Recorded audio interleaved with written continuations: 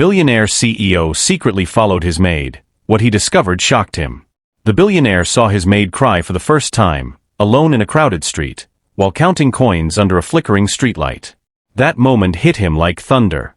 It was a small cry, almost silent, the kind you make when you don't want the world to notice. She wiped her eyes with the back of her hand, then slipped the coins into a paper bag. A taxi honked. The Danfo buses roared past. Lagos moved on. But Mr. David did not. He stayed in the shadows and kept following. Earlier that day, at the office, Grace had moved like a bright song. She always did. She polished the long glass table in the CEO boardroom until it shone like a mirror. She arranged the chairs, watered the plants, and greeted people with a smile that made them stand a little taller. No one ever guessed how quickly she packed her bag at 5:02 p.m. No one ever guessed why she never took the staff bus. Mr. David, who owned 3 towers, 2 factories, and more cars than he could count, had noticed that small detail, the hurry, the careful steps, the vanishing into the evening like a secret. He had thought the worst. Maybe she was meeting someone for another job. Maybe she was stealing time. Maybe she had her own little business hidden in the city.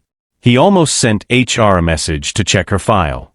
But something about that smile kept his finger from pressing send. So he followed. Grace's footsteps were steady as she left the company gates and crossed the busy street. Smoke from roasted corn drifted up. A man beat the dust off a carpet with a stick. A woman laughed on a phone. Hawkers raised bottles of water and waved them like flags. Grace moved through it, all like she was cutting a path with prayer. Mr. David pulled a cap low over his eyes and walked after her, not too close, not too far, his heart beating with a strange mix of worry and guilt. She stopped at a small pharmacy with a blue light. Inside, she spoke softly. He couldn't hear the words, but he could read the body language, the way her shoulders lowered when the pharmacist placed 2 boxes on the counter, the way she reached for her purse, then froze. She emptied it. A few notes. Coins that clinked like rain on the glass. The pharmacist looked at her with tired kindness, then slid 1 box back and kept the other. Grace gave a small nod. She took the single box, pressed it to her chest, and stepped out. That was where she counted the coins. That was where the tear came. Mr. David felt something shift inside his chest, like a door opening in a quiet house. He told himself to keep walking. Just find out where she goes. Just know the truth. Nothing more. Grace entered a narrow street with old buildings, clothes on lines, and the sound of a generator humming like a deep drum. She greeted a woman frying plantain, smiled at a man fixing a fan by the roadside, and climbed a staircase with a broken rail. Mr. David paused at the bottom and looked up. He saw her open a metal door painted the color of ocean water. Light spilled out. A soft voice called from inside, weak but warm. Grace? Is that you? It's me, Mum, Grace said, and her smile returned, fuller, like the moon after a storm. I got the drugs. She closed the door gently. Mr. David stood in the hallway, unsure of himself, feeling like a thief in his own city. He had come this far. Should he leave? Should he knock? Should he pretend this never happened? He chose the window. He moved to the side of the building where a gap in the curtain gave a small view. He didn't want to spy. He just wanted to understand. Through that gap, he saw a room clean and bright, even though the paint on the walls was old. There was a small fan turning slowly.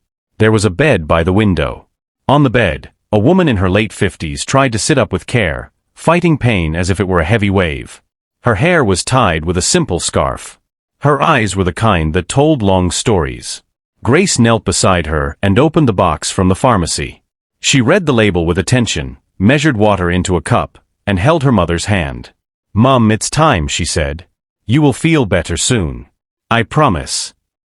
Her mother smiled. My child, you are my strength. And you are my heart, Grace whispered. She helped her mother take the medicine, then checked a small book at the bedside, a notebook, edges worn, lines filled with dates and neat handwriting. Mr. David recognized it even from the window, a record. Money in. Money out. Little amounts. Rent. Light bill. Transport. Food. Medical test. Medical test. Medical test. The words repeated like a painful chorus. He felt a sting in his throat. Grace's salary at the company was modest, but fair. Many used theirs for rent, clothes, savings, a bit of enjoyment on weekends. Grace was building her life around a sickbed, around a woman who had given her life first. He watched her move, boiling water, washing a plate, rubbing her mother's back with oil, switching the fan to face the bed. She did everything with care, like a nurse and a daughter and a friend at the same time. A curiosity rose inside him, burning and gentle. How long had this been going on? How many nights had she stayed awake? How many times had she gone without lunch while she shined the glass table for people who never looked twice at her? Grace, her mother said, voice trembling like thin glass, what about your dream? Grace paused. She looked at the window and the world beyond it, at the little shelf with 3 used books, at the old radio, at the ceiling where a faint watermark drew the shape of a leaf. Her smile did not leave, but it changed. It grew braver. Mum, my dream can wait, she said. You are my first dream. Mr. David gripped the window frame. He had built companies by chasing dreams without blinking. He had given bonuses, signed checks, opened new floors, closed deals. He knew profit. He knew growth. He knew speed. But right there, watching a young woman choose love before everything, he felt small in the best way. He felt like a student seeing truth in a simple classroom. Grace stood, rolled up her sleeves, and began to cook. The smell of jollof rice rose into the hallway, tomato-rich, pepper-warm, a promise in smoke. She kept checking the notebook, calculating. He could see the lips moving, silently counting what was left for tomorrow, and the next day, and the next. She placed a plate in her mother's hands and blew soft air to cool it. They ate slowly. They talked like gentle rain. Your boss, how is he? Her mother asked, lifting a spoon. He is strict, Grace laughed, but he is fair. He likes things to be clean. He pays on time. He looks tired sometimes. I pray for him. Mr. David closed his eyes. She prays for me. He stepped back into the shadow as footsteps approached in the corridor. A neighbor walked by carrying a bucket. Evening, the neighbor said. Light may go soon. Hold your torch. Grace replied from inside. Thank you, sister. We're fine. After they ate, Grace wiped her mother's face with a soft cloth. She did not rush. She did not complain. She placed the remaining pills at the corner of the table and drew a tiny line in the notebook. Balance 1,300 naira. Mr. David knew that number would not last long. Not with doctors. Not with buses. Not with rice, water, soap, and the 1,000 small needs that swallow small money without apology. A plan began to form in him, clear and bold. But he stopped himself. He had learned, in business and in life, that a plan without respect is just pride wearing a fine suit. He would not break this door with money like a hero in a film. He would knock. He would listen. He would help in a way that kept her dignity intact. Still, something else stirred, a twist he did not expect. On the little shelf beside the old radio, he saw a frame with a photo. The glass was cracked, but the picture was clear, a younger Grace, standing in front of a large building with a banner that said, College of Health Sciences. She wore a simple dress and held a file with both hands. Her eyes were shining like morning. She had a dream before the sickness. She had a path before the storm. Mr. David stepped away from the window. The city buzzed around him, horns, voices, the steady heartbeat of generators. He looked up at the sky, dark and wide, and felt his decision harden. He would not just pay one bill. He would not just throw money at the pain. He would reach for the root and lift it. He would change tomorrow, not just tonight. His phone vibrated. His driver asked, Sir, should I pick you? Not yet, mister. David said softly. I'm not done learning. He took one last look at the blue door, at the light behind the curtain, at the room where love was rewiring the meaning of strength. Then he turned and walked down the stairs, his mind running faster than his feet. Tomorrow, he would call HR. Not with suspicion. With honor. Tomorrow, he would step through the front door, not the window. And when he stepped in, everything Grace and her mother thought they knew about their life would change, because the man who once only signed paychecks had finally seen the value that cannot be counted in coins. At 7:30 the next morning, Mr. David stood outside the same blue door he had watched through. His hand was up, ready to knock. But it shook. Not from fear. He was a man who faced banks, boards, and big deals. It shook because he knew this was not a contract. This was someone's life. He knocked. A pause. Footsteps. The bolt slid back. The door opened. Grace stared at him like the world had tilted. Her uniform was neat, her face fresh, but her eyes carried the quiet of many late nights. She blinked. Once. Twice. Then she stepped back in surprise. "Sir." "Good morning, Grace," he said, voice gentle. "May I come in?" She looked over her shoulder at her mother, then back at him.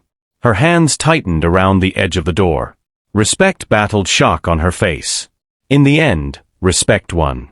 She opened the door wider. "Please come in." He stepped into the room that had taught him something money could not buy. The fan hummed. The window let in soft morning light. The small shelf held 3 books and a cracked frame.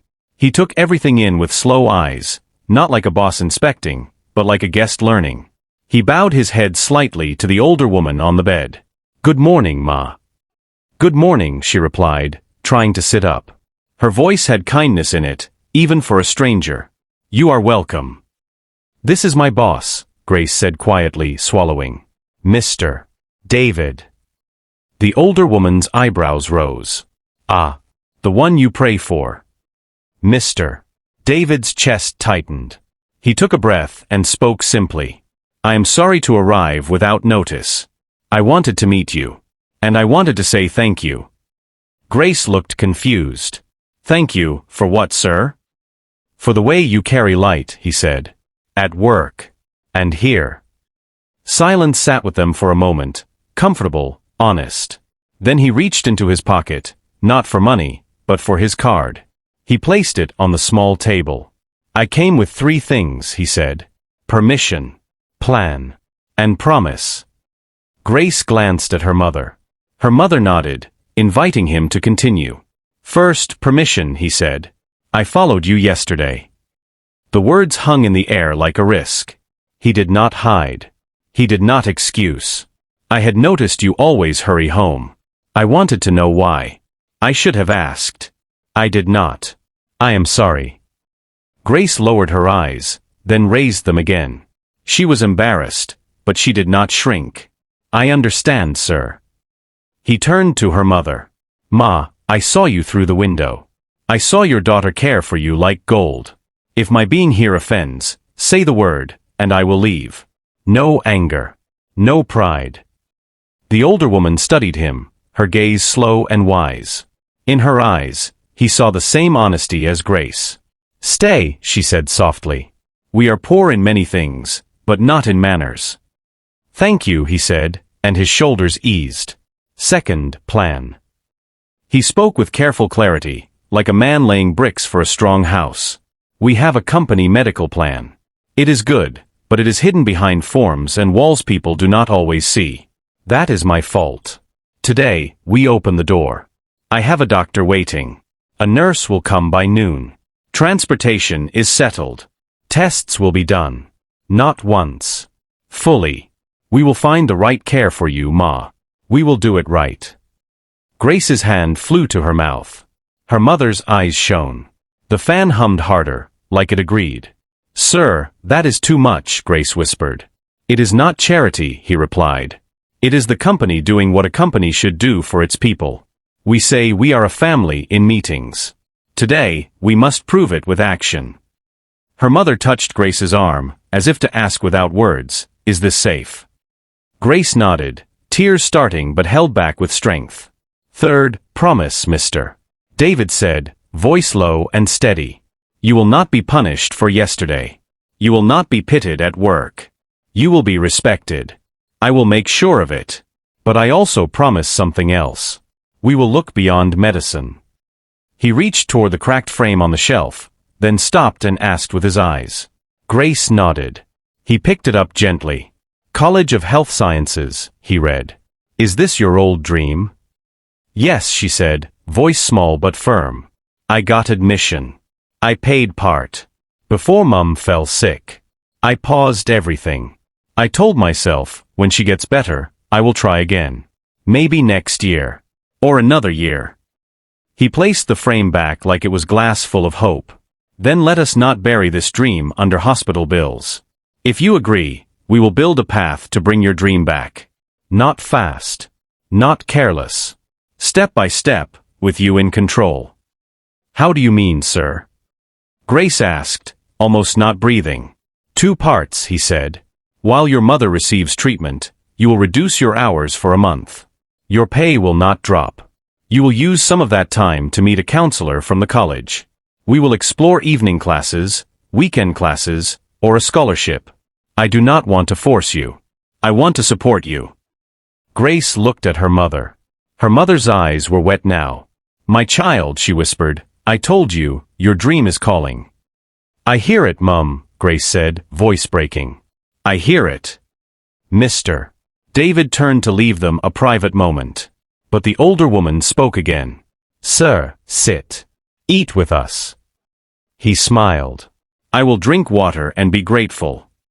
Grace poured water into a clean cup and handed it to him with both hands. He took it like a gift, not a service. The cup was simple, but the act was rich. Then came the sentence that built the curiosity wall for the day, holding them all in the same room, hearts forward. Sir, Grace said, a new bravery in her voice, why are you doing this yourself? You have managers. You have people. You could send them. He held the cup and looked at the window where he had once stood like a secret. He could tell the easy story, I care for my staff. It would be true, but thin. He chose the heavier truth. Because I once waited too long to knock on another door, he said softly. I lost someone because I thought time would wait for me. It did not. I will not make that mistake again. Grace did not ask who. She did not need details to understand a wound. Pain recognizes pain, even when it is dressed in a fine suit. A gentle knock came from outside. A woman in a crisp shirt stood at the door with a small bag. Good morning. Nurse Tola, she said with a warm smile. I was asked to come. Please come in, Mr. David said. He looked at Grace. Only if you are okay with this.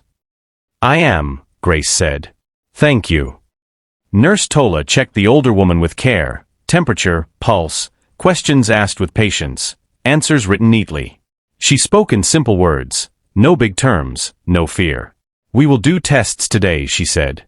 We will know more. You are not alone. While the nurse worked, Mr. David stepped aside and made 2 calls. One to HR, from today, every staff member will see the medical plan presentation. In plain language. No hidden line. Another to the college counselor, I am sending a brilliant young woman.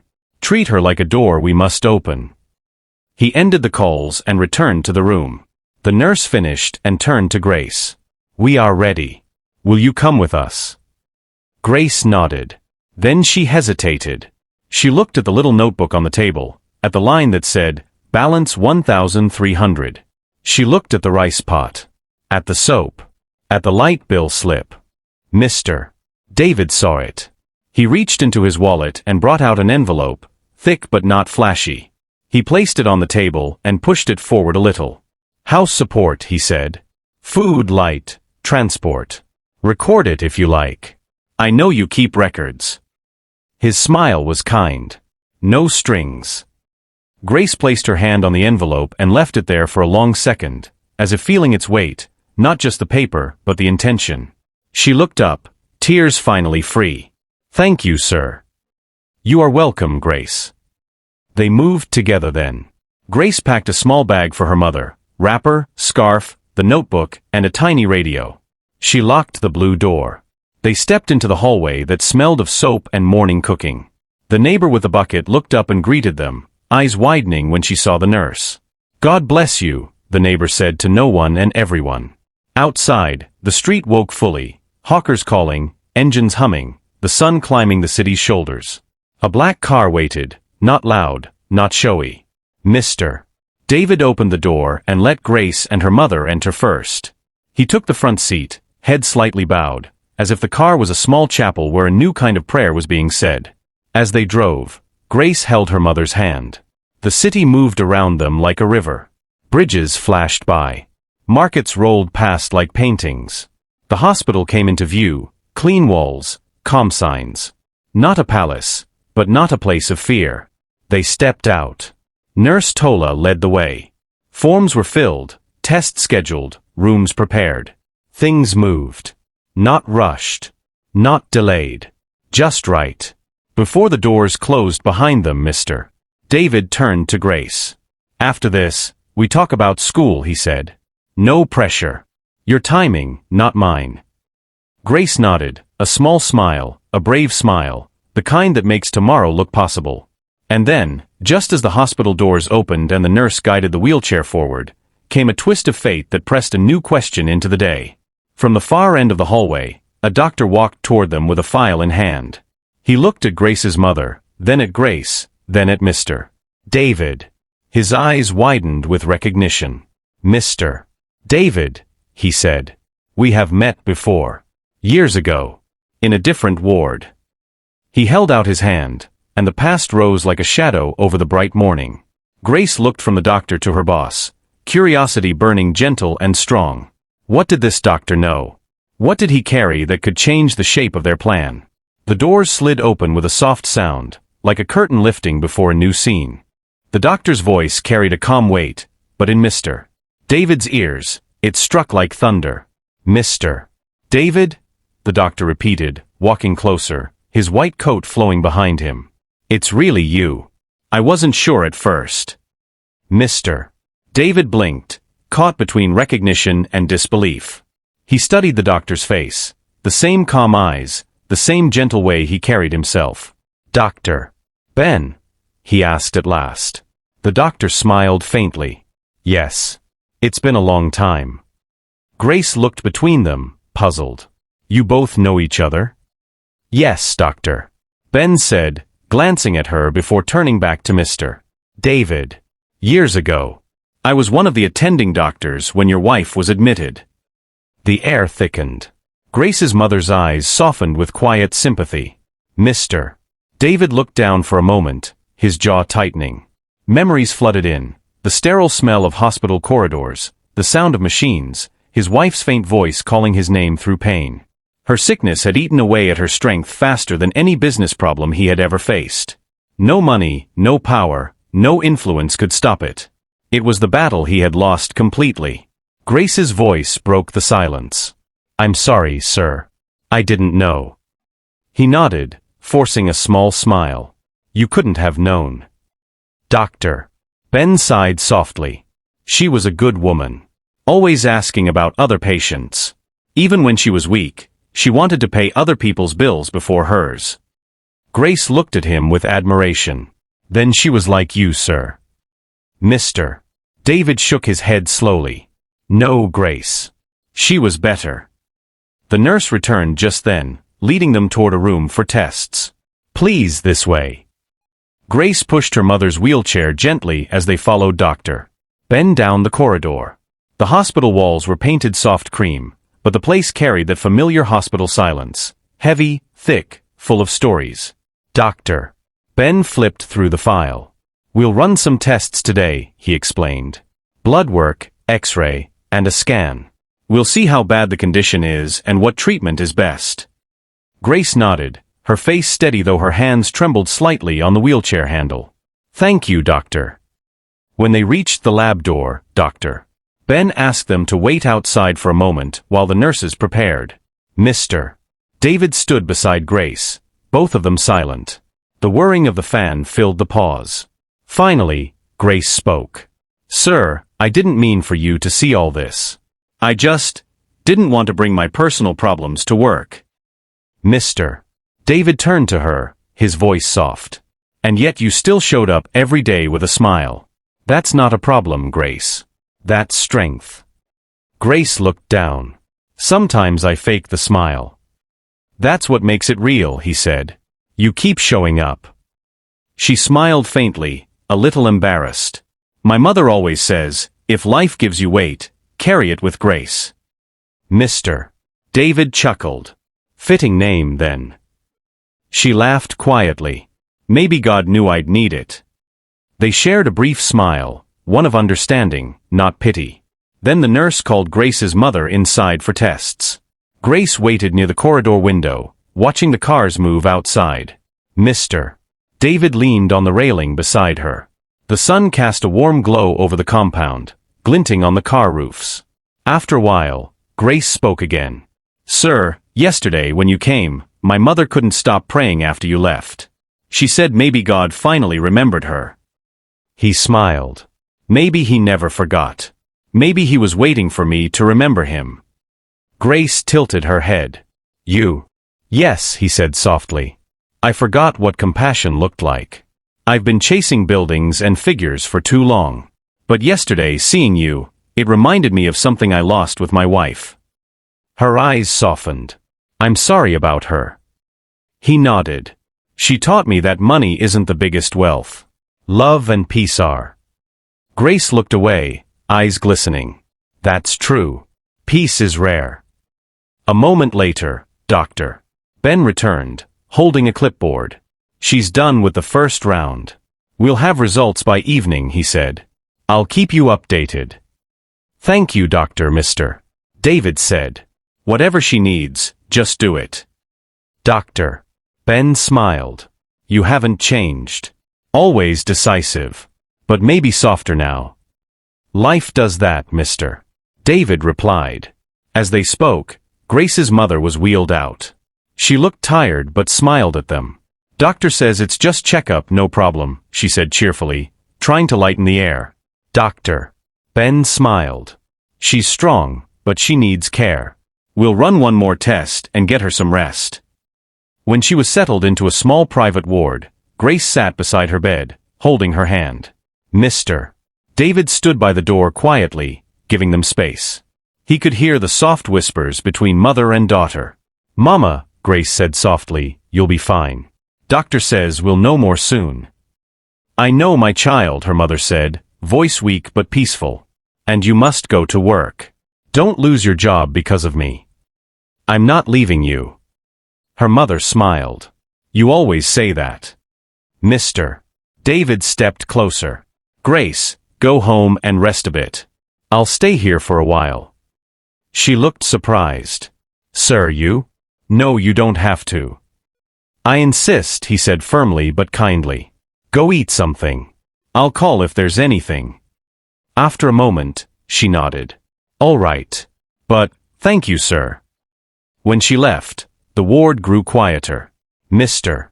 David sat on the chair beside the bed. Grace's mother looked at him gently. You are a good man, she said softly. He smiled faintly. I'm just trying to do what's right. She studied him. You miss your wife. He nodded slowly. Every day. You'll be fine, she said. God doesn't waste pain. Sometimes, he lets us break so we can hold others better. Mr. David looked at her, frail yet speaking with strength, and his chest grew tight. You sound like her, he said quietly. The woman smiled. Then maybe God sent me to remind you too. For a long while, they sat in calm silence. The hum of the air conditioner filled the room. Then a nurse entered to adjust the four-line and smiled. She's strong. She'll recover, she said before leaving. Mr. David stood and walked to the window. The city skyline stretched beyond, tall buildings, traffic lights, moving lives. Somewhere out there, Grace was probably sitting in a bus, tired but hopeful. He made a silent promise to himself. He would not let this story end in pity. He would turn it into power. His phone buzzed. It was his assistant, Collins. Sir, the board is asking about the meeting this afternoon. Should we move it? Yes, Mr.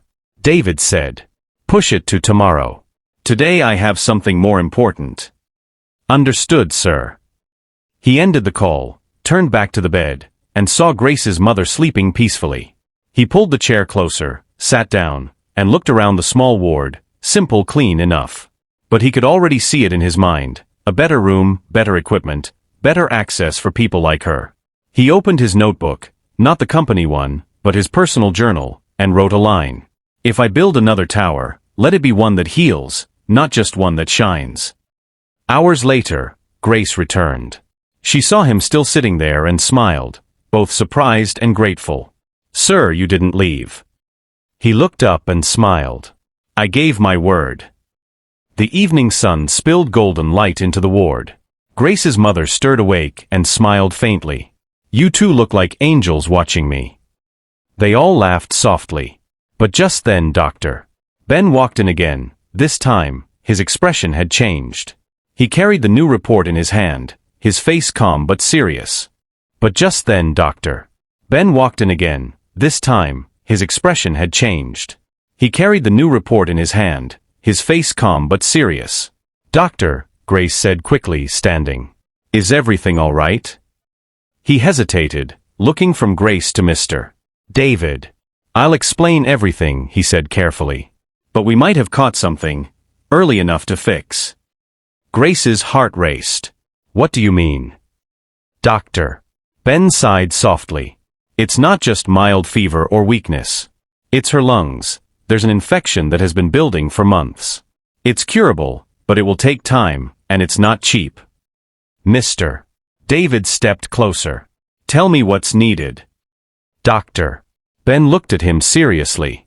"Treatment, hospital stay, and medication for at least 3 months. It's a lot." Without hesitation, Mr. David said, "Do it. Everything she needs." Grace froze, tears filling her eyes. "Sir, please, that's too much. I can't." He looked at her with quiet strength. "Grace, when your mother gets better, she'll bless many others. That's not spending, that's investing in goodness." Grace broke down quietly, covering her face. "Thank you, sir. Thank you." Her mother smiled faintly through tears. "God bless you, my son." As the doctor walked away to prepare the papers, Mr. David turned toward the window again. Outside, the evening wind swayed the trees gently. He whispered under his breath, almost like a prayer, "This time, I will save the one I can." And deep inside him, something changed forever. The cold businessman had started to feel again. He didn't know it yet, but this was only the beginning of how Grace's light would heal more than her mother. It would begin to heal him too. By the next morning, the hospital smelled of new beginnings, the kind that come softly, like sunlight creeping through curtains after a long storm. Grace arrived early, her hair neatly tied, her steps quick but hopeful. She carried a flask of warm food and a folded wrapper. When she entered the ward, she found Mr. David already there, sitting by her mother's bedside with a newspaper in one hand and a cup of tea in the other. It startled her a little. "Sir, you came early again?" He smiled without looking up. "You forget, Grace. I don't sleep much these days. And besides, your mother told me I should start coming to church again." Grace laughed softly, walking to him. "She tells everyone that." Her mother smiled weakly from the bed. "Because everyone needs it. Even rich men." Mr. David laughed too, but this time it came from deep within, the kind of laughter that had been missing in his life for years. "Then maybe I'll start with next Sunday."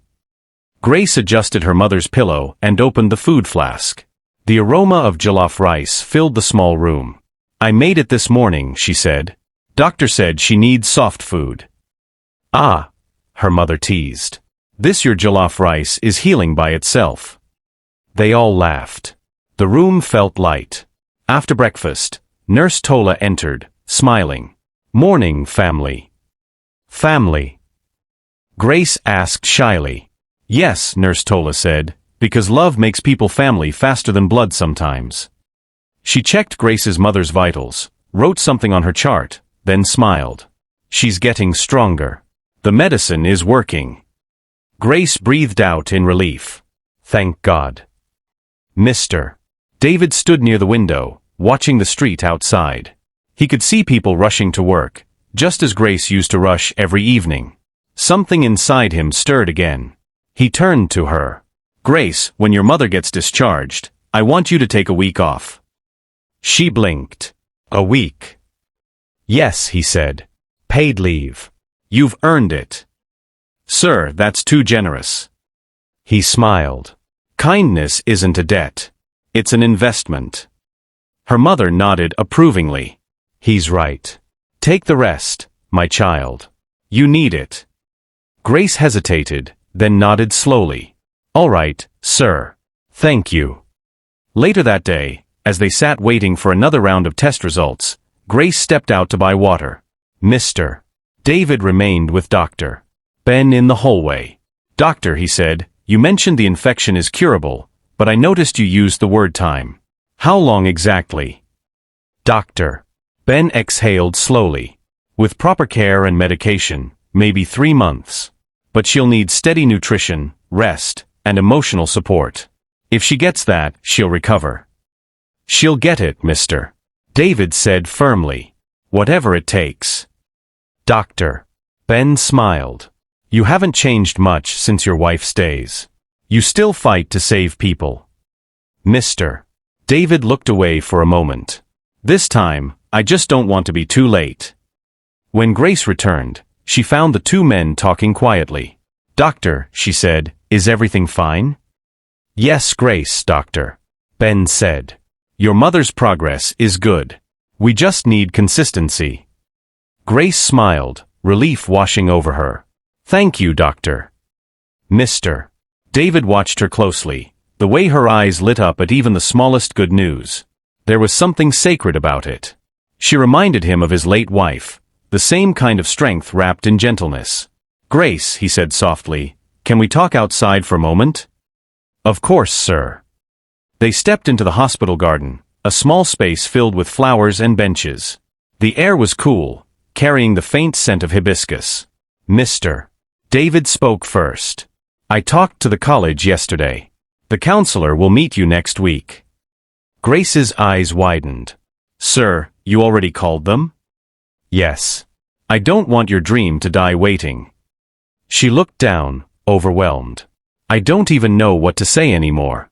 You've done too much already." He shook his head gently. "Grace, what you've done for your mother, that's more than money can measure. I'm just doing what's right." Tears gathered in her eyes, but she quickly wiped them. "I used to think life forgot about me," she said softly. "But I was wrong. God was just preparing people like you to help me stand again." Mr. David felt his throat tighten. He didn't know how to answer that. So he simply nodded and said, "Sometimes, Grace, when we help others rise, we rise too." They sat on the bench in silence for a moment, both watching the flowers sway gently in the breeze. Days passed, and Grace's mother began to show visible improvement. Her coughs reduced, her strength returned, and her laughter became louder. She would tease the nurses, hum songs, and sometimes even tell stories about her younger days. One evening, as the sun dipped low, she turned to Mr. David. "My son," she said softly, "thank you for helping us. But tell me the truth, what are you really looking for? Because no one helps this much without reason." He smiled, a bit caught off guard. "Maybe I'm just tired of watching people suffer while I sit in air-conditioned rooms." She smiled knowingly. "Or maybe you found a new reason to care again." He didn't respond, but his silence said more than words could. A week later, the test results came out. The infection was nearly gone. Dr. Ben smiled proudly. "You see? She's healing fast." Grace hugged her mother tightly, crying tears of joy. "You're really getting better, Mama." Her mother smiled weakly but happily. "Because God sent helpers. And because you never gave up." Mr. David looked on quietly, his heart swelling with warmth.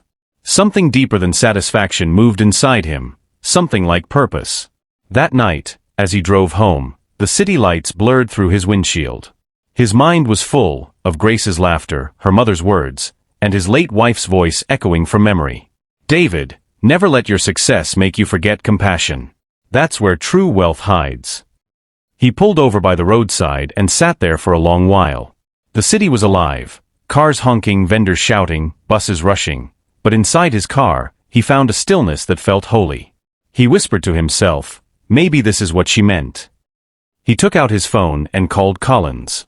"Tomorrow," he said, "cancel all non-essential meetings. We're starting something new." "What do you mean, sir?" Collins asked. "A foundation," he replied simply. "For workers who need help, medical, educational, personal. People like Grace." Collins paused. "That's wonderful, sir. What will it be called? Mr. David looked out at the sky, where the stars were just beginning to appear. A soft smile touched his lips. The Grace Foundation, he said quietly. And that night, the seed of something bigger than business was planted, a seed watered by kindness, pain, and rediscovered purpose. But none of them knew that Grace's story was far from over. Because in helping her mother heal, she was about to step into a new chapter, one that would test her faith, reveal hidden truths, and connect her to Mr. David's past in ways none of them could have imagined. The story had just begun to unfold. The hospital discharge day arrived with laughter, sunlight, and the smell of hope. Grace's mother wore a simple yellow gown, her smile bright enough to fill the ward. Nurses came in to say their goodbyes, and even Dr. Ben, who rarely left his office, dropped by to wish her well. "You've healed fast, Doctor," Ben said cheerfully. "Grace, you did a good job keeping her strong." Grace smiled shyly. "It wasn't just me, Doctor. God sent help." "Doctor." Ben chuckled. "Ah, then God used Mr. David's checkbook wisely this time." Everyone laughed. Even Mr. David, who stood quietly by the door with his hands in his pockets, allowed himself a broad smile.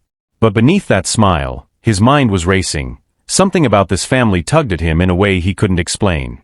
When the nurses finished the paperwork, Mr. David said softly, "Come. I'll take you both home."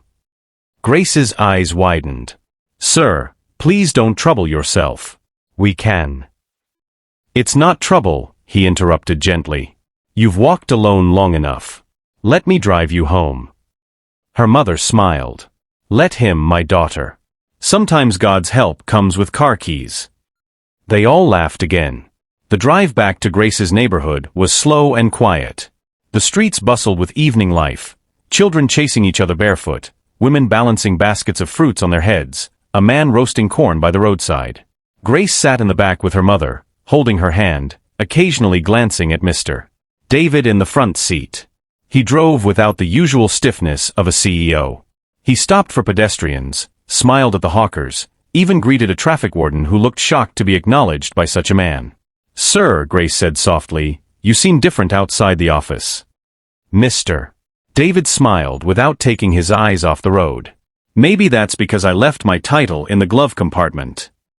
Her mother laughed. "Good. Titles don't help people sleep at night. Kindness does." He nodded. "You're right, Ma." When they reached the familiar narrow street, Grace's heart fluttered. She looked out the window and saw their small apartment building again, the one with the blue door and peeling paint. It no longer felt like shame. It felt like home again. Mr. David helped carry the small bags inside. The neighbors peeked through their doors, whispering as they saw the man in a crisp suit helping Grace's mother climb the stairs. Inside, Grace quickly began to tidy up. The fan still worked, the small radio still sat by the window, and the same shelf of books waited where it always did. Everything looked just as he remembered from that night, except now, there was peace in the air. "Sir, please sit," Grace said shyly, wiping a wooden chair. "I'll get you water." He sat and looked around, smiling faintly. "I remember this place."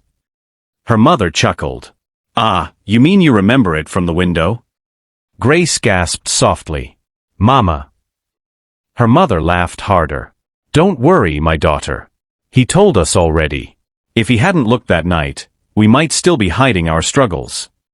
Mr. David laughed too, his voice light. "You're right, Ma. I'm grateful I looked." As Grace handed him a glass of water, a small frame fell from the shelf. It hit the floor gently, cracking a little more at the corner.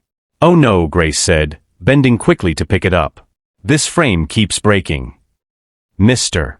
David leaned forward. "Let me see." She handed it to him, the same photograph of her standing proudly in front of the College of Health Sciences. But this time, he noticed something he hadn't seen before. In the corner of the photo, standing behind the group of students, was a woman, smiling, with soft eyes and a necklace shaped like a small heart. Mr. David's hand froze. His heart skipped a beat. He knew that necklace. He had bought it. It belonged to his late wife. He looked closer, his breath catching. The woman in the background of Grace's photo was indeed her, his wife, Angela. For a moment, he couldn't speak. He just stared at the photo, memories flooding back. Angela volunteering at a health seminar, saying she wanted to sponsor young girls from poor backgrounds to study medicine. That was the same event where she had taken photos with students. "Sir?" Grace asked gently. "Is everything all right?" He blinked and handed the frame back slowly. Where did you take this picture?" "At the community health seminar," she said. "It was 5 years ago. A rich woman came that day and paid for our registration. She said her name was Mrs. Angela. She was kind, soft-spoken, and—" She paused, noticing the look on his face. "Sir, what is it?" "Mr." David swallowed hard, his voice low. "Angela was my wife." The room went silent. Grace's mother gasped softly and pressed her hand to her chest. "Your wife?" "The woman who helped Grace register that day." He nodded slowly, eyes glistening. "Yes. She used to talk about that seminar all the time. She said she met a bright young woman with a dream in her eyes, a girl named Grace." Grace froze. Her lips parted, but no words came. Her eyes filled with tears. "You mean, she remembered me?" "Mr." David nodded again. "She did. She even mentioned you the night before he stopped, his voice cracking slightly. "Before she passed." Grace covered her mouth as tears streamed down her cheeks. "Oh God, she was the reason I even got into the college before everything fell apart." Her mother's eyes softened with emotion. "So all this time, your wife helped my daughter, and now you've helped us." "Mr." David sat down slowly, overwhelmed. "Life has a strange way of circling back. I thought I was helping a stranger, but I was really finishing something my wife started." Grace knelt on the floor, crying softly. "Sir, I don't even know what to say." "Say nothing," he said gently. "Just promise me you'll continue what she began, finish school, help others like she wanted." Grace nodded, her tears turning into a smile. "I will, sir. I promise." As the evening settled in, Grace's mother sat quietly, watching the two of them talk like family. "God's handwriting is always clear," she said. "You two were meant to meet again. Your wife's kindness planted a seed. You came to water it." "Mr." David smiled through misty eyes. "And now it's growing." Grace touched the old photo again, running her fingers over the image of Mrs. Angela. "She told us something that day," Grace said softly. "She said, the world changes when one person decides to care." I never forgot it. "Mr." David closed his eyes for a moment. That was her. Always turning pain into purpose. Her mother smiled. "And now, you are doing the same." He looked at them both, humbled. "I thought I had everything, cars, buildings, wealth. But now I see. I was poor in the things that matter most." Grace looked at him, her eyes filled with gratitude. "Sir, your wife's kindness didn't die. It lived through you." He smiled softly. "And now through you, Grace." As he stood to leave, Grace walked him to the door. The street lights flickered on outside. The city was alive, the smell of roasted corn, laughter of children, music from a distant shop. He turned to her. "Grace, the foundation we spoke about. It's officially starting tomorrow. I want you to be part of it. You'll help manage outreach and medical support." She gasped. "Me? But I'm just—" "You're not just anything," he said firmly. "You're the reason it exists." Her smile trembled as she said, "Thank you, sir. I won't disappoint you." "I know you won't," he replied, his voice warm. "Because I've seen what true strength looks like." He walked down the narrow street toward his car, turning once to wave. Grace stood by the door, her mother beside her, both smiling through tears. And as his car disappeared into the city night, she whispered softly, almost to the wind, "Your kindness found its way back home, Mrs. Angela." Inside, her mother clasped her hands together. "You see, my daughter? When you carry love like light, even in dark times, it always finds its way to shine again." Grace smiled, wiping her eyes. "Yes, Mama. It does." But neither of them knew that this was only the beginning of the ripple, because Mr. David's new foundation was about to touch lives across the city, and Grace would soon become the very heart of it, fulfilling not only her dream but the dream of the woman who once believed in her. The story of kindness had come full circle, and a new chapter of destiny was just beginning to bloom. 3 months later, the city of Lagos woke to a story that warmed hearts across the nation. Newspapers carried the headline, "Billionaire CEO launches foundation to empower workers and their families." Beneath it, in smaller letters, "Inspired by a humble maid's strength and a late wife's kindness." It was unlike any other charity, not one born from pity or public show, but from something deeper. Its mission was simple: to support the dreams and health of everyday workers, cleaners, drivers, security guards, and junior staff, people who carried cities on their backs but were rarely seen. Mr. David stood in front of the crowd that morning, his speech steady, his heart open. Cameras flashed, reporters whispered, but his eyes searched the audience until they found Grace, standing beside her mother in a simple white gown, her head bowed slightly, smiling with quiet pride. "This foundation," he said into the microphone, "was born from a lesson. A lesson that no job is small when done with love, and no person is invisible when kindness sees them. I met someone who reminded me that true greatness is not in wealth, but in compassion." He paused and turned toward Grace. "That person is Grace." The crowd clapped, but Grace's eyes filled with tears. She lowered her head, embarrassed but deeply moved. Her mother clapped the loudest, whispering, "God bless you, my child." Mr. David continued, "My late wife, Angela, once said, 'Kindness doesn't end with a person's life, it continues in the lives they touched.' Today, her words are alive in this moment. The Grace Foundation will help people like her, people who give their best even when life gives them little." The audience stood to applaud. Even the workers from his company, those who once only saw him as a distant boss, were now clapping with tears in their eyes. Grace couldn't stop crying. Her mother held her hand and whispered, "You see what faith can do." The foundation started small, but within weeks, it grew beyond anyone's expectation. The first set of beneficiaries were workers from Mr. David's own company, cleaners, drivers, and guards, who received free medical checkups and small grants to start side businesses or send their children to school. Grace became the foundation's coordinator. She handled calls, arranged visits, and ensured no staff member was left behind. Her voice became the soul of the movement, gentle but firm, humble but strong. Every morning, she arrived early at the new foundation office, a bright building painted in white and green, with a logo that read, "Grace Foundation, because every heart deserves a chance." Mr. David often watched her from his office window across the street. She reminded him of everything he had lost and everything he had regained.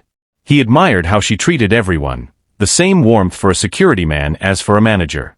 One afternoon, as she was finalizing paperwork for a staff member's medical support, he walked into her office. She looked up, startled. "Sir, you should have told me you were coming." He smiled. "If I did, you'd have cleaned this desk twice before I arrived." She laughed shyly. "You're right."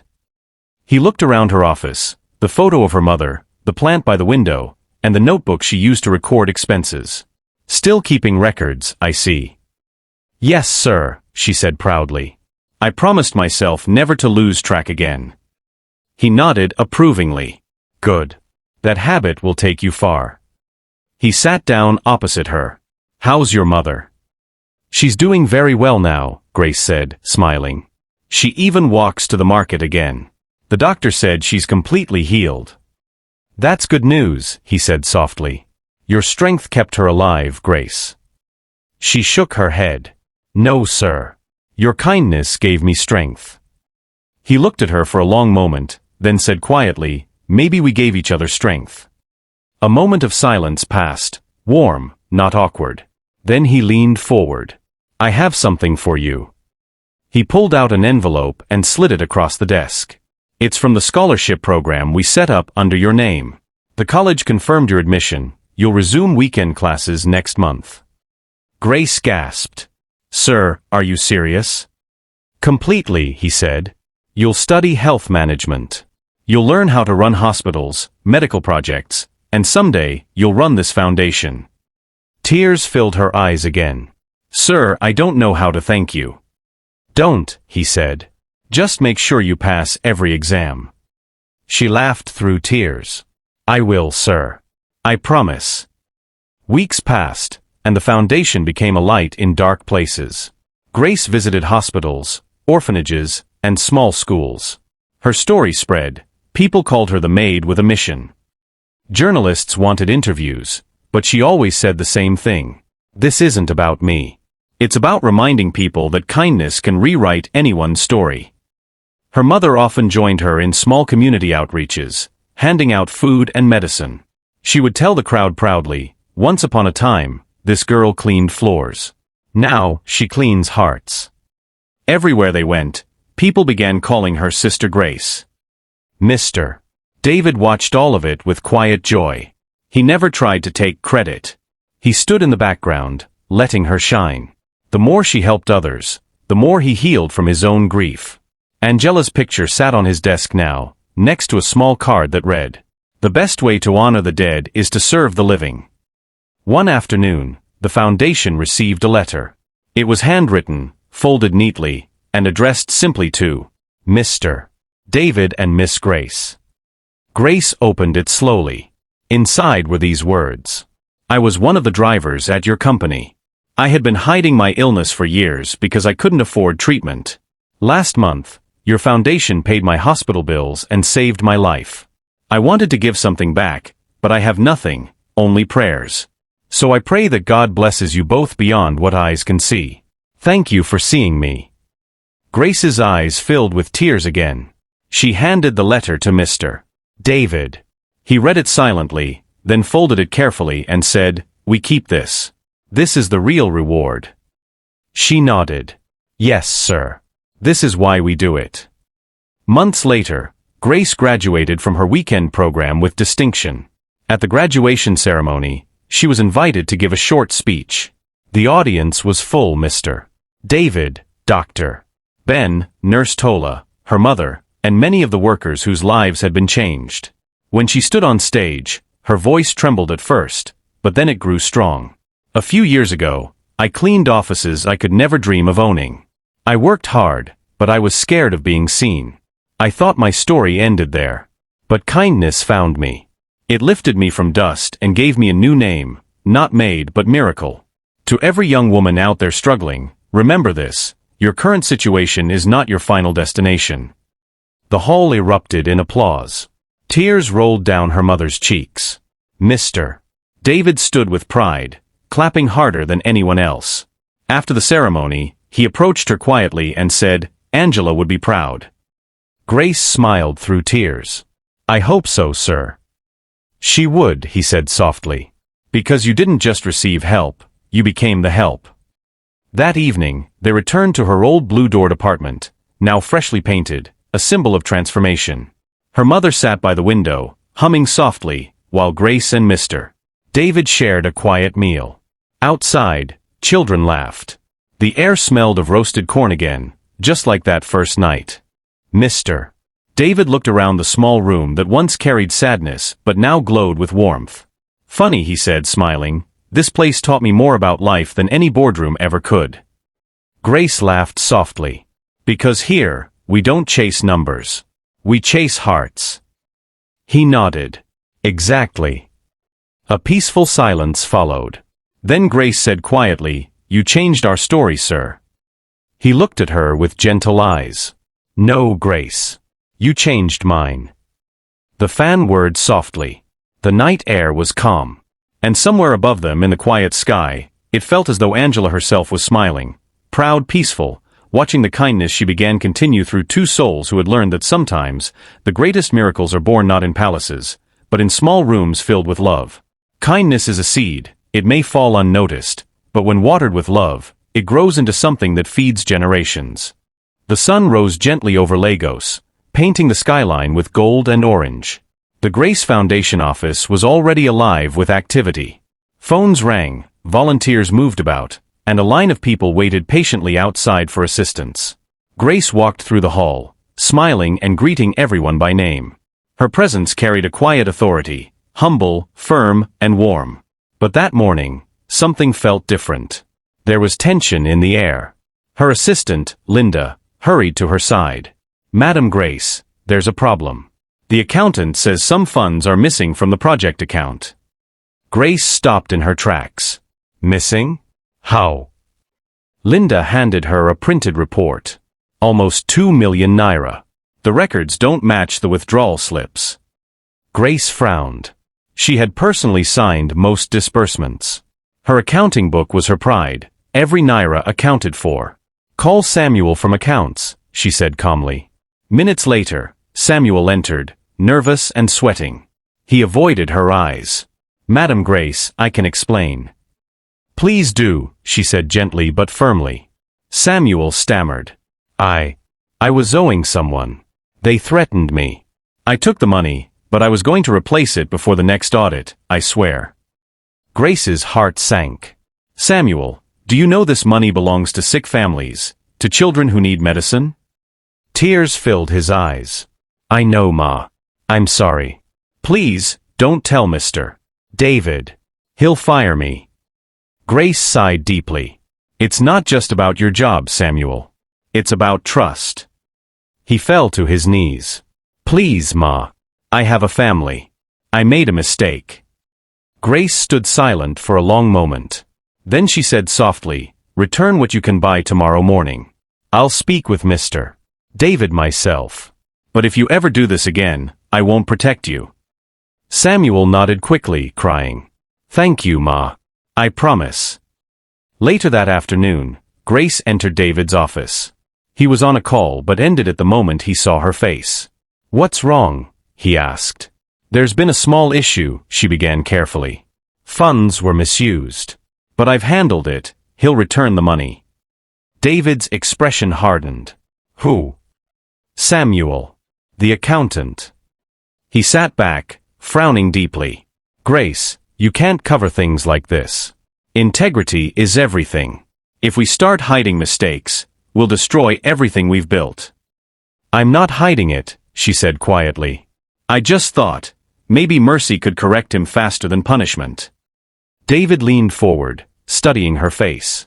You remind me of Angela again, he said softly. She used to say the same thing, that mercy reforms better than fear. Grace smiled faintly. Maybe she's whispering to us both. He sighed and nodded. All right. But document everything. If he fails to pay it back, we'll take action. Understood, sir. Before she left, he added, Grace, never lose that heart of yours. But also, don't let it blind you. Sometimes, love must be firm. She nodded thoughtfully. Yes, sir. 2 days later, gossip began to spread like harmattan fire. Some staff whispered that Grace herself had taken the money. Others claimed she was protecting someone close to her. The story twisted in every mouth until the truth disappeared. Linda rushed to her office, panicked. Madam Grace, someone is spreading rumors. They say you took the money. Grace froze. What? Yes, Ma. They even said you used it to pay for your schooling. She stood up, her heart pounding. That's a lie. I know, Linda said. But people are talking. Someone even sent an anonymous letter to the press. Grace's head spun. She had faced hardship, hunger and pain before, but not this kind of betrayal. Where's Mr. David? He's in a board meeting, Linda said softly. And the directors have already heard about it. Grace sank into her chair, tears welling up. How could they think that of me? Linda knelt beside her. You've done so much good, Ma. The truth will come out. By afternoon, Grace was called into the boardroom. The room was tense. Mr. David sat at the head of the long glass table, his face unreadable. The board members whispered among themselves. One of them, Mrs. Evelyn, spoke sharply. Mr. David, this is serious. We cannot let sentiment cloud judgment. If funds are missing under her supervision, she must be suspended. Grace looked at Mr. David, searching his eyes for understanding. He didn't speak yet. Another member added, Sir, it's all over social media. Billionaire's maid-turned-manager steals from charity. It's trending. Grace felt her heart shatter. That's not true, she said softly. I've never taken a kobo that wasn't mine. Mr. David finally raised his hand. Enough. His voice was calm but powerful. Grace, tell us exactly what happened. She explained everything, the missing funds, Samuel's confession, her decision to give him time to repay. She didn't leave out a single detail. When she finished, the room was silent. Mrs. Evelyn scoffed. So you admit you covered for a thief? I chose mercy, Grace replied firmly. Because I know what it means to be given another chance. The room murmured again. Then Mr. David spoke, his tone measured. Grace has told the truth. And I believe her. The room went still. He turned to his secretary. Bring Samuel in. Moments later, Samuel entered, pale and trembling. When he saw Grace, his eyes filled with guilt. Samuel, Mr. David said, tell the board who took the money. Samuel fell to his knees. It was me, sir. Grace is innocent. She was only trying to protect me. Gasps filled the room. Mrs. Evelyn covered her mouth. Mr. David's expression softened. Thank you for telling the truth. Samuel began to cry. Please forgive me, sir. I'll pay back everything. You will, Mr. David said quietly. And you'll also leave the foundation. He turned to Grace. I owe you an apology. She shook her head. No, sir. You did what was right. But her voice trembled. The damage had already been done. Her reputation had been dragged through mud, and though the truth cleared her, it still hurt deeply. Mr. David stood, addressing the board. Let this be a lesson to us all. Grace was right. Mercy is not weakness. It's strength guided by wisdom. The board members nodded in silence. After the meeting, Grace returned to her office and shut the door. She sat there quietly, staring at her reflection in the glass. Her phone buzzed with messages, some from friends, some from strangers offering words of support. Mr. David knocked lightly and entered. You okay? She tried to smile. I'm fine. No, you're not, he said softly. You feel betrayed. Grace's eyes filled with tears. I thought doing good protected you from bad things. He walked closer. Even light attracts shadows, Grace. But you stood firm. You didn't let anger win. She looked up at him. It's just hard, sir. I gave everything to this work. And still, people doubted me. He nodded. It happens to everyone who carries light. Even Jesus was doubted. Grace exhaled shakily. Maybe I need to rest. Take a few days, he said gently. Go see your mother. Be with peace again. She nodded, her voice soft. Thank you, sir. As he left, she whispered to herself, maybe storms come to remind us why we built foundations in the first place. Grace went home to her mother that evening. The moment she entered, her mother looked at her face and understood everything without a word. Talk to me, my child, she said, holding her hand. Grace broke down and told her everything. Her mother listened quietly, then said, You cannot control what people say, but you can control how you respond. And you responded with grace. That's your power. Grace leaned her head on her mother's shoulder and wept quietly. I just wanted to help people, Mama. And you still will, her mother said, stroking her hair. Don't let a storm make you forget the sun. That night, Grace prayed before bed. Not for revenge, not even for peace, but for the strength to keep loving, even when it hurt. The next morning, she woke up to a message from Mr. David. The truth always shines. The foundation stands stronger because of you. Come back when you're ready. We still have lives to change. Grace smiled through tears. She looked at the old blue door, the one that had seen all her pain and progress. She touched it gently and whispered, I'm still standing. And I'm not done yet. She didn't know it yet, but this trial, this painful test, was the moment that would elevate her from a helper to a leader, from a name and a story to a story that would inspire thousands. The world had tried to shake her faith, but instead, it only made her roots grow deeper. And for Grace, the true meaning of her name had just begun to bloom again.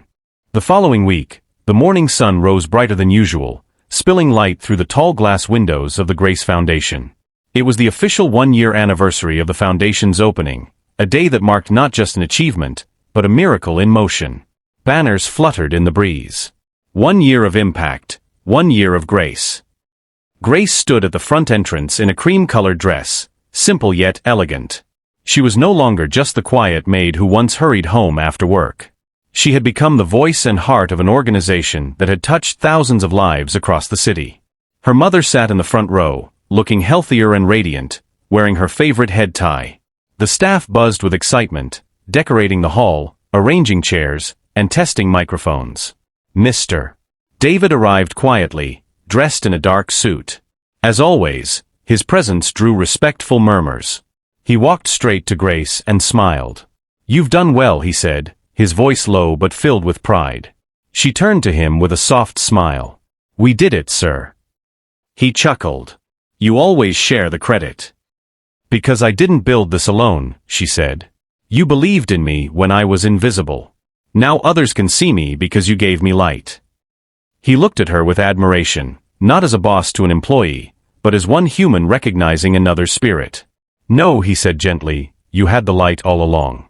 I just cleared the dust." Grace laughed quietly. "Then thank you for seeing through the dust." The hall was filled with people, staff, partners, and beneficiaries. The program began with songs of praise, followed by testimonies from those whose lives had changed through the foundation. A woman stood at the microphone, her voice trembling. "Before the Grace Foundation, I used to sell sachet water with my children on the road. My son was sick, and I couldn't afford the hospital bills. Grace herself came to our home and helped us. Today, my son is in school again. I call her my angel on earth." Applause filled the room. Grace wiped her tears quietly.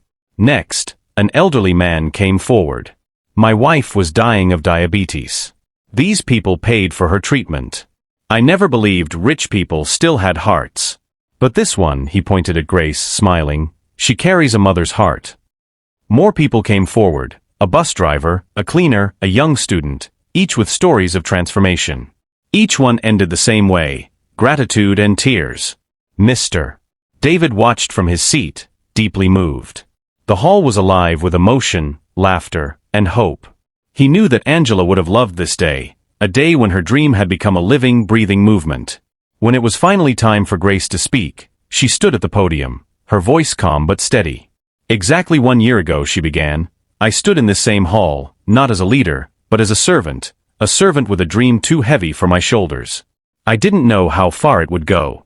But I knew one thing, if kindness could save one person, it could save many." She paused and looked around. "When I started working as a maid, I used to believe my job had no meaning. I thought people like me were invisible. But today, I've learned that even invisible hands can build visible change." Applause filled the room. She smiled and continued, "I was once helped by a woman named Angela, a woman who gave me hope when I had none. And when she passed, her husband, Mr. David, carried that same kindness and gave me another chance. Together, we turned pain into purpose." She turned to him, tears in her eyes. "Sir, thank you for believing that a maid story could become a mission." Mr. David stood and clapped slowly, his eyes glassy with emotion. Everyone joined in. Grace continued, her voice trembling but strong. "This foundation isn't about me. It's about all of us, about what happens when love refuses to give up. It's about my mother, who taught me that faith feeds the soul even when the stomach is empty. It's about every person who has been told they don't matter. You matter. Your story matters. Your kindness matters." The crowd rose in a standing ovation. Tears streamed down her mother's face as she whispered, "My daughter has become what I prayed for." After the applause died down, Mr. David stepped forward unexpectedly. He took the microphone and smiled. "Grace doesn't know this," he said, turning to her. "But today, I'm making an announcement." Grace looked at him, surprised. "Sir." He smiled warmly. "As of today, I'm stepping down as chairman of the Grace Foundation." The audience gasped.